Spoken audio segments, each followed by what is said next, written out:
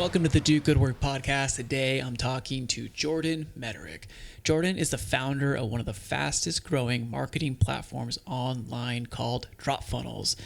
Garnering attention from top entrepreneurs and marketers online, DropFunnels is the world's first only tech-free platform to easily build your entire website, sales funnel, SEO powered blog, courses, and more, built on the world's most powerful and fast infrastructure, WordPress. So Jordan is passionate about innovating and disrupting advertising tools and strategies, building company cultures, and investing in innovating on the future of marketing. He is also an award-winning filmmaker with his content seen on Netflix, Amazon Prime, NBC, CBS, ABC, and many more. And when Jordo isn't busy changing the landscape of online marketing, he enjoys spending time with his wife and sons and fishing the beautiful lakes in Wisconsin.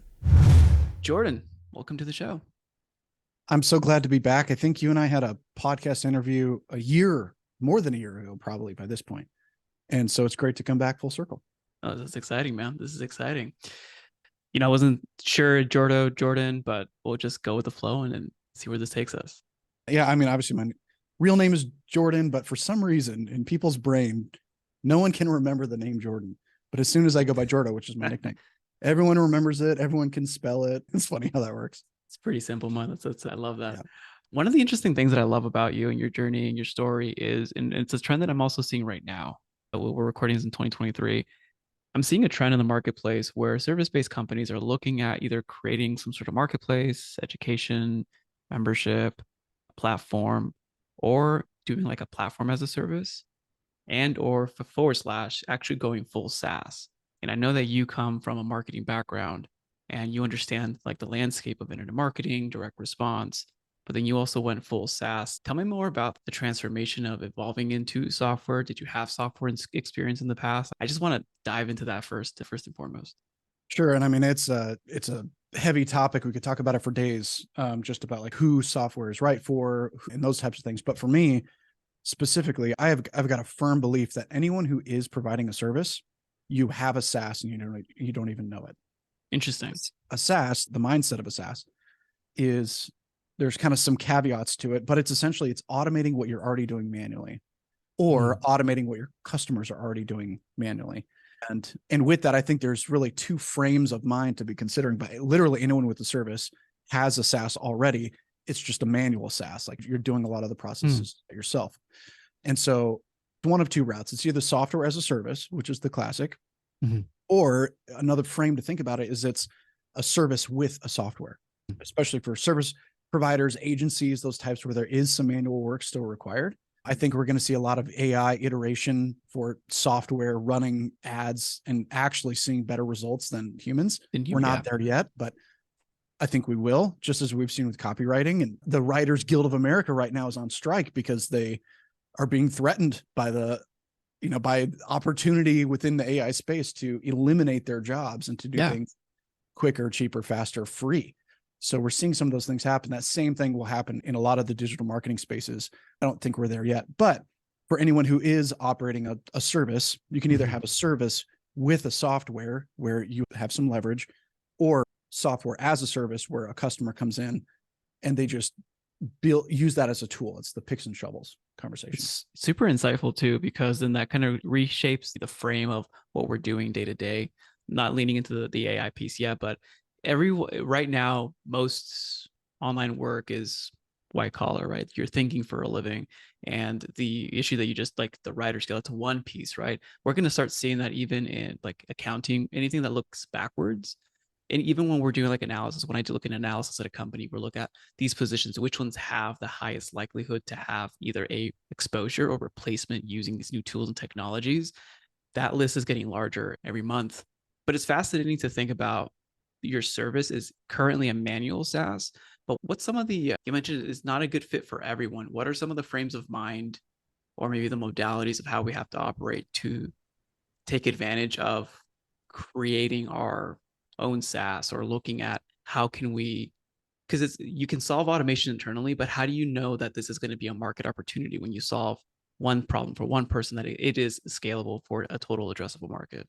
Sure. But yeah, again, big questions, and there's a lot more ethereal conversation to be having behind the scenes, even into Yeah. the ethics and morality of automating certain things, which we're facing right now with AI, Yeah. as we mentioned. But for example, you and I both know someone that we have both worked with in the past, that it's not required or important to name them specifically, but their entire profit margin, they've got a service-based consultative education company, added a SaaS component. They weren't profitable. They're very close to completely break even, but all of their profit came from a software component on the back where they were offering that.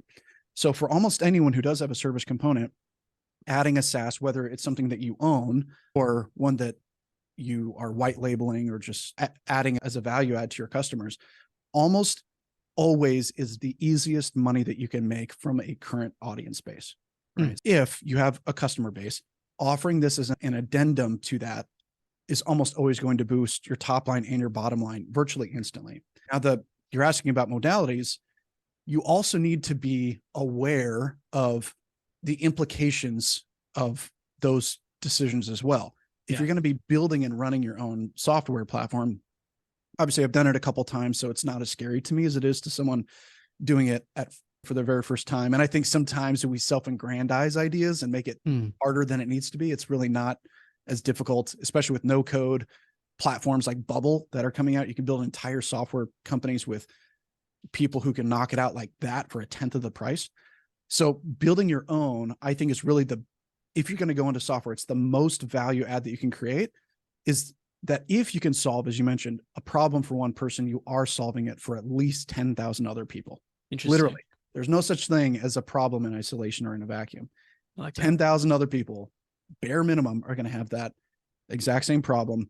We're talking about if you're doing underwater basket weaving and you need to sell those baskets or whatever it is, having a marketplace where you could sell that stuff. There's a lot of people doing that, and there's a market for almost anything.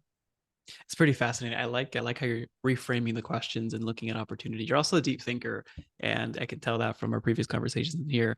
Like when we were looking, you mentioned when we're looking, let's say we're looking internally, what can automate, what can we add, the new tools and components, some machine learning, some of it is not true generative AI just yet. What are some of the frameworks or ethics or moral questions that you're actually asking around, should this be automated? Should this be replaced? Because typically sometimes it's clear as day, others there might be questionable things. How do you work through those questions, and how do you work through those decision makings? Yeah, I don't think I ever personally face a lot of the ethical sides of things. I think there are industries where that is a primary component that should be considered. Even AI off to the side, we're now seeing Taco Bell and McDonald's being completely unstaffed in the front of house, where they're automating the process front to back. You don't even see a human being to do that. There's obvious ethical quandaries within there that going that route benefits a capitalist society. It does not necessarily benefit, maybe low wage or low skilled employees. So there's ethical dilemmas around that. Yeah. But I think that most people are not, probably 93% would be my top of mind estimate of entrepreneurs who will not actually face a moral or ethical dilemma. Yeah. When building automations and tools. Because really, in my opinion, when you are automating someone's job that they're doing manually, I'm very much into extreme ownership and those types of things. I'm not stealing your job from you. I'm giving you a chance to level up. Exactly. And you can step into something new. So by creating iterative or even generative AI-based tools or software platforms or whatever automation we're going to be building, we're up-leveling the standard of excellence that's going to be required for all employees worldwide. Some jobs can't be automated, right? But the infrastructure behind literally every single job, period, I think in the next 5 years will be changed. We're talking about the stuff you would never even imagine, like getting your newspaper in the morning. The infrastructure supporting those people is going to be completely different. Shipping and delivery, getting your mail, getting your hair done, your nails. I mean, all these things will be completely reshaped in the next 5 years. I also think that it'll seep into like the office jobs and I think it is true, like we all have to level up and increase the value that we deliver to the marketplace. And I like that again, the reframe. But I also saw the report on the World Economic Forum. I think there is a net positive job ads because of the new opportunities, the new focus. How does this relate? So one of the theses that I had back in 2010, I think, Yeah, I think 2009, 2000 is that there is going to be a push for more humanities. And we saw that with like the 2012 to 16, more like concerts outdoors, more experiential things that people are buying into.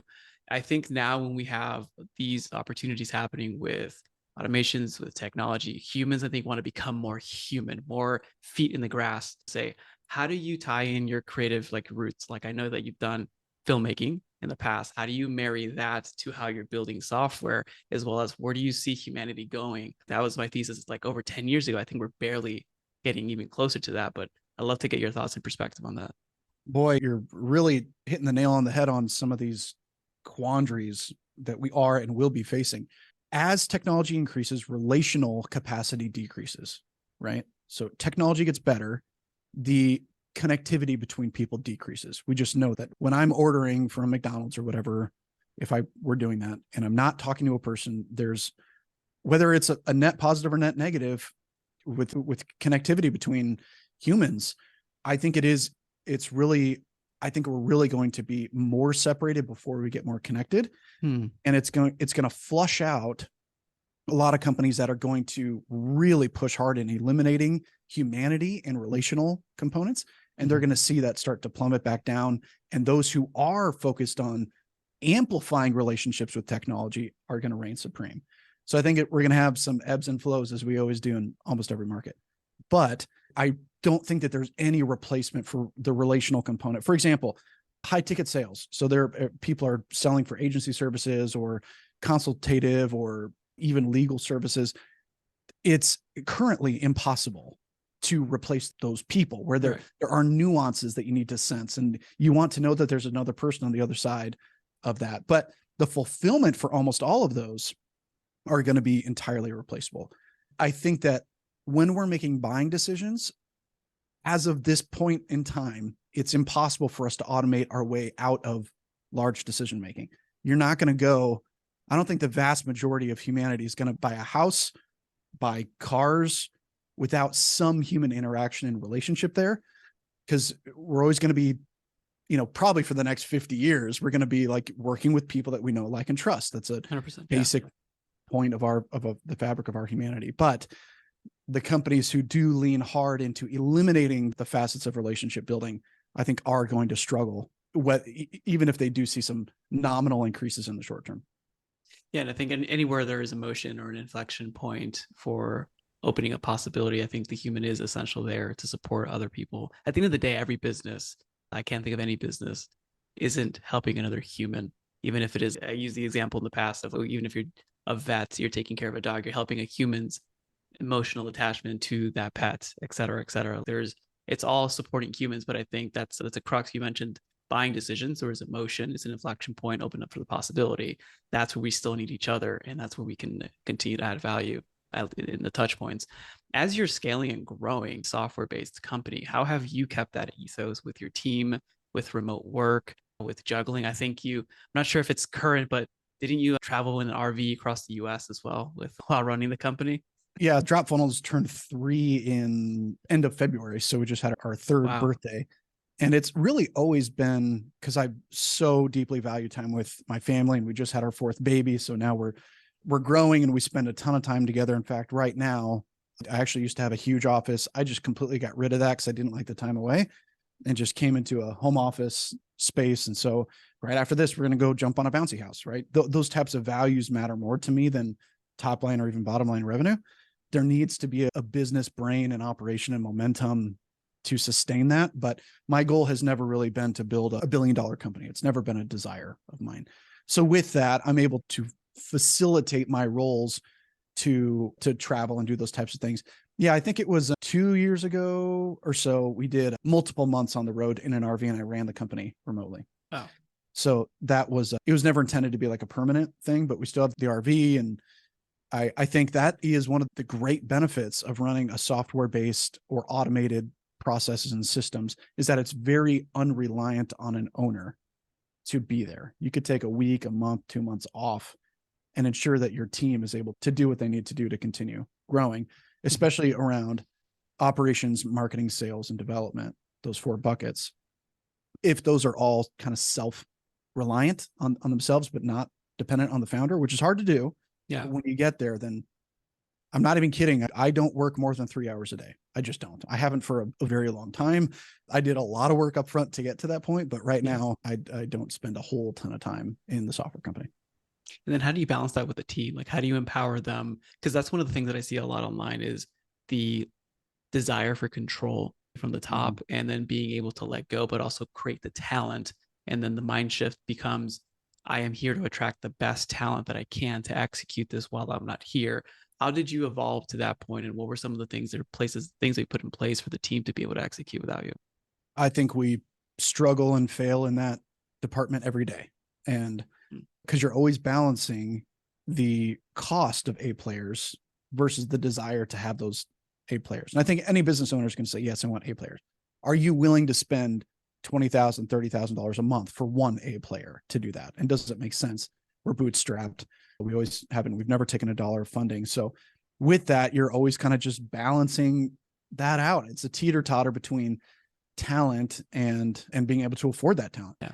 For us, I think there's two sides of the spectrum. One is expensive A player talent that you can just say, go do your job. I don't even have to think about you. I never worry about you. It's done.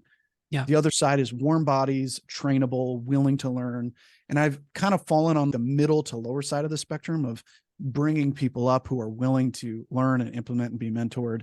But as I'm feeling the desire to spend less time in the company, spending more on higher level talent who's not there just based on potential. My friend Onyx Singal, he always says that. He says, never hire on potential, hire on experience and proof. Yeah. Now it's more like you're going to spend more, but you're buying proof of an outcome, not just assistance towards an outcome. Very true. So it definitely is an evolution for you. What were some of the going bootstrap, managing that balance between top talent, managing the balance between just bodies and being trainable? I think that being a software company, it's kind of rare to just be purely bootstrapped. What were some of the hurdles, like maybe even near-death experiences that you've had to come through? Because most companies that I've spoken to in the software side always need significant funding, significant investments up front, or even large company names that you and I know that I've had on the pod. It's everything costs more than expected and takes double or 3 times as longer than to build, typically in software. So how did you balance that doing it bootstrapped? Right. I mean, as good examples of that, Jasper just raised 200 million or so, something around there, 225 million in a round. Go high level. They were growing super fast. They're able to get a $60 million round. And so the thing is, it is so expensive now, especially in our sector, which is marketing, automation tools and whatnot. Yeah. So expensive to acquire a customer. So whether it's I struggle with this almost every day. If we had taken money, we could therefore afford to spend more to acquire a customer, like $1,000 cost per acquisition to get $100 per month customer. That's what some of these models are. Wow. And that's what's required to get a paying customer in certain spaces. And so that's why people go out after so much VC money. They're never profitable ever. And then they exit or go public or whatever that goal is. So totally different mindsets. We've been profitable since day one, and we've never had an unprofitable month. Yeah, which also makes you even more prime for investment too, outside capital. It's almost like a temptation. It can be, but it's also because you're not growing at the rate that previous investments would allow you to do. Like your growth rate isn't nearly as steep. It's less attractive, actually. Interesting. So that's what I've always found to be fascinating in the software space, especially bootstrap versus VC, is this concept of the more profitable you are, actually, the less interesting you are to investors who want to give VC money. Wow.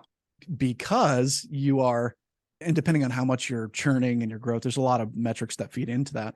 Yeah. They'll want to buy you the more profitable that you are, but they're more interested in growth curves because they know if they can get in early on that growth curve and they can continue that, they're going to hit a bigger exit, or someone else is just going to buy out their equity to do.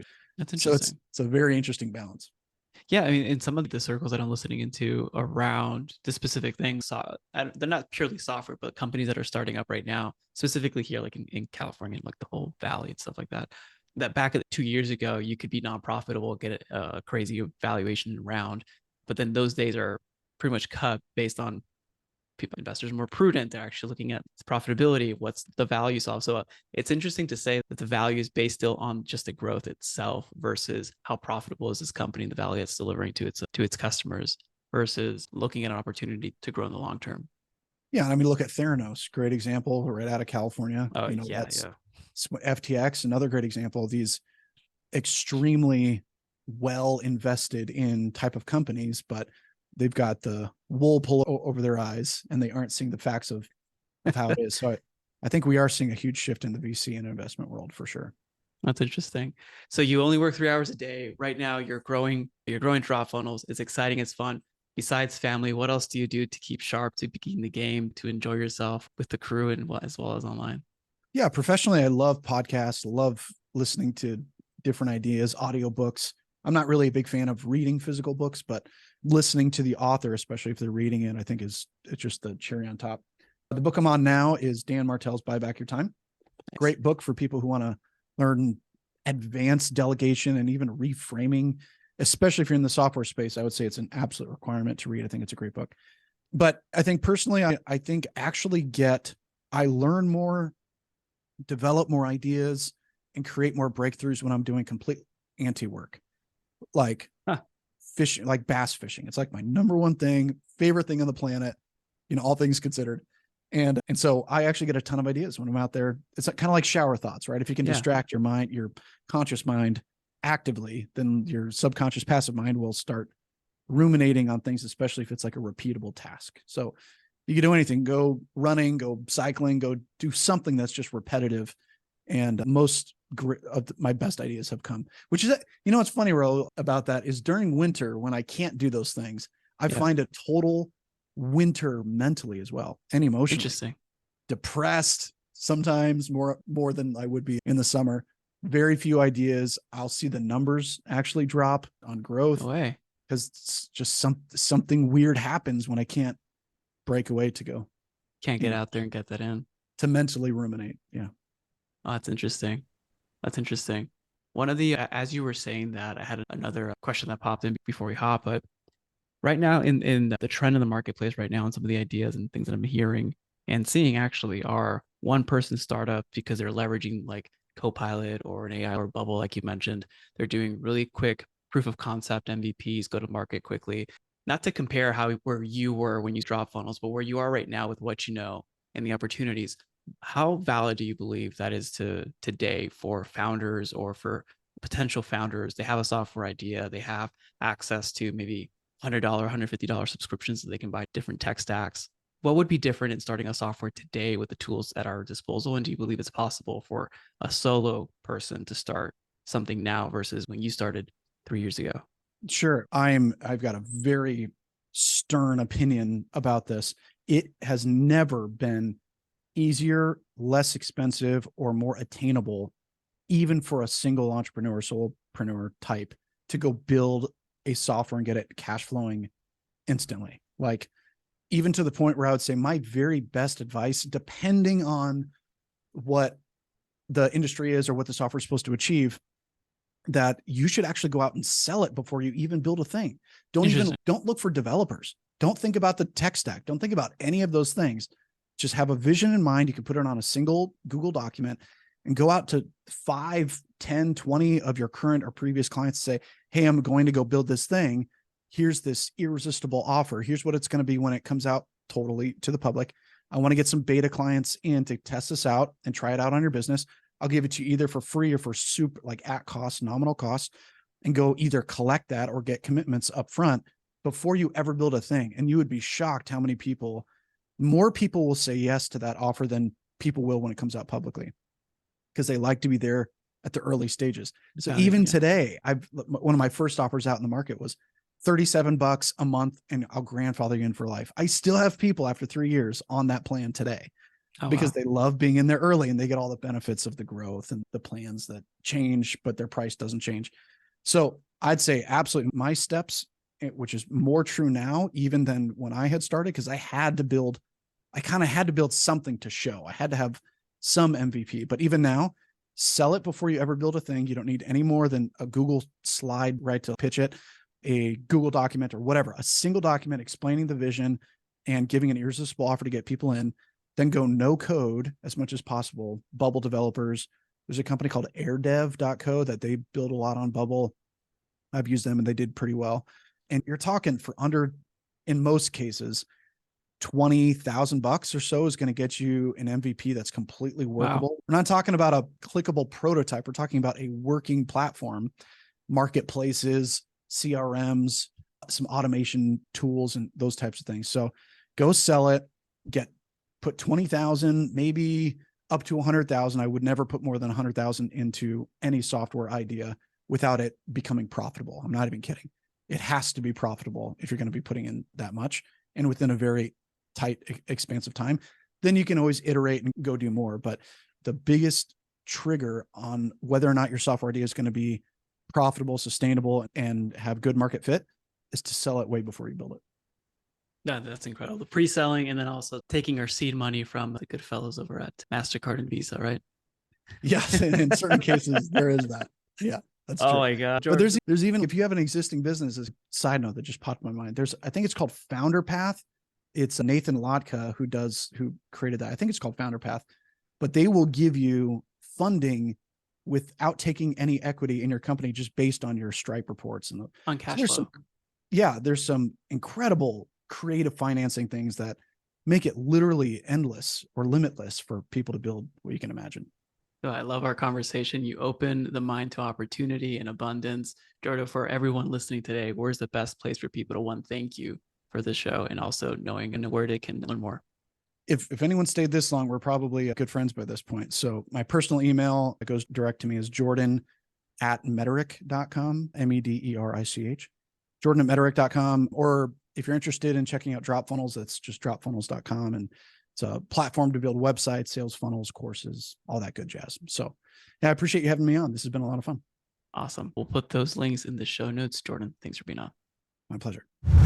If you found value in today's podcast, please consider sharing this with someone that you believe could also benefit from this episode. You never know, you may be the catalyst that opens them up to a new way of operating their business and experiencing life. As always, it's an honor to be a small part of your journey. This is Raul Hernandez. Do good work.